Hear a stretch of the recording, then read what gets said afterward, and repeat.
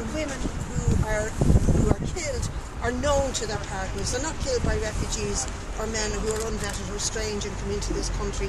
We have a real endemic problem with femicide and domestic violence in Ireland, and this government are not dealing with it.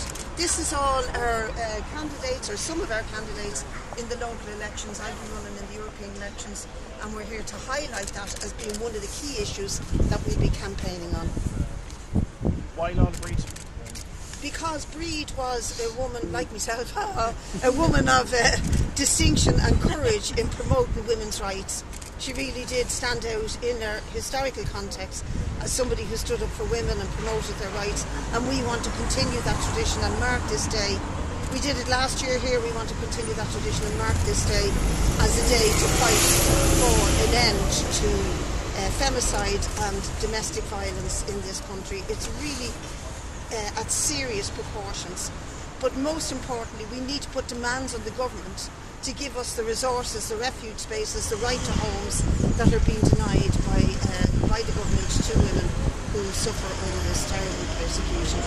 Talk to us a bit about refuge spaces and why they're important for women's safety and possibly their children too.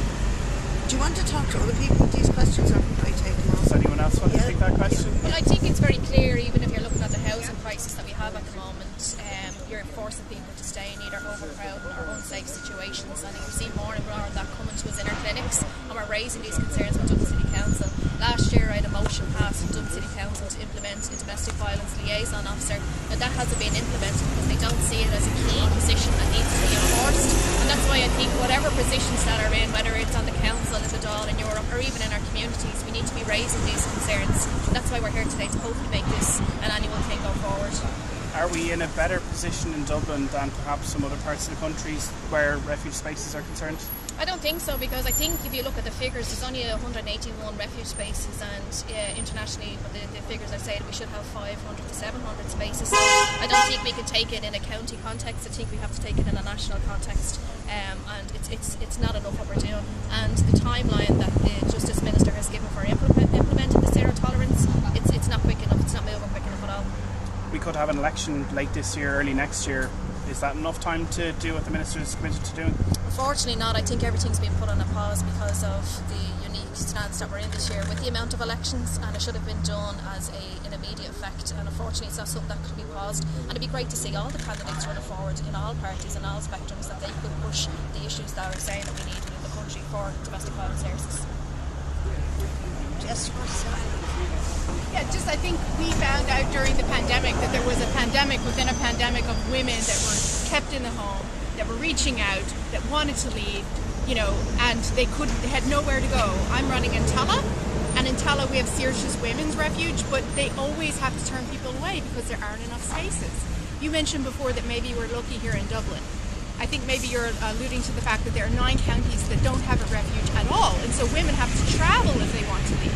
Imagine if you have children, young children, so you can see it's a very difficult situation. And I think everybody is pointing out it's very urgent that we see the funding come through immediately.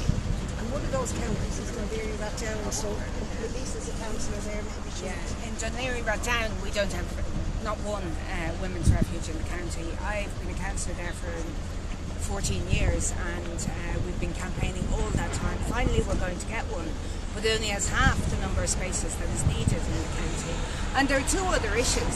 The rents crisis is a real crisis for people, for women who are in a desperate situation, because obviously we need the women's refuge spaces, but we also want women to be able to move out, go to a new place, get a place to rent, but there is nowhere to rent. The other issue is that there's a limit to the amount of time you can stay in a refuge. So at 6 months, I've had the experience of a number of people who at 6 months have been evicted from a refuge into homeless services. So this is just absolutely disgraceful. And even if we were to get what Helen McEntee is promising, we wouldn't even have half the number of spaces that the Istanbul Convention recommends.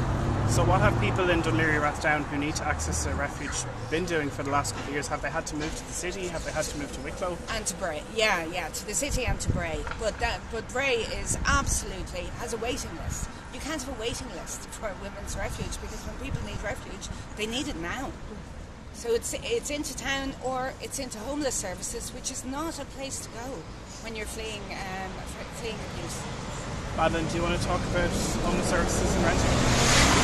Yeah, I mean, the rental prices is just absolutely appalling, and particularly for women, because it means that women are stuck in overcrowded conditions, in dangerous places, and they just simply cannot leave because there is no housing and there's nowhere for them to go. The refuges are full, and as Melissa said, in South Dublin it's a very safe situation where women are told they can only stay there for 6 months and then they have to leave. But where are they supposed to go when there's literally nowhere for people to go except into emergency accommodation, which is now filling up in Dublin as well, and there's not emergency accommodation for people either anymore. This is just absolutely disgraceful, and it's because of government's consistent terrible housing policy that has led us to this absolute dire housing crisis that is affecting women in many cases more so than others who are in really vulnerable positions. So, do you want to talk to Rola? She's just come up from Middleton. She's a Palestinian woman. She's going to be running for some Middleton and East Cork. She's just arrived. Okay.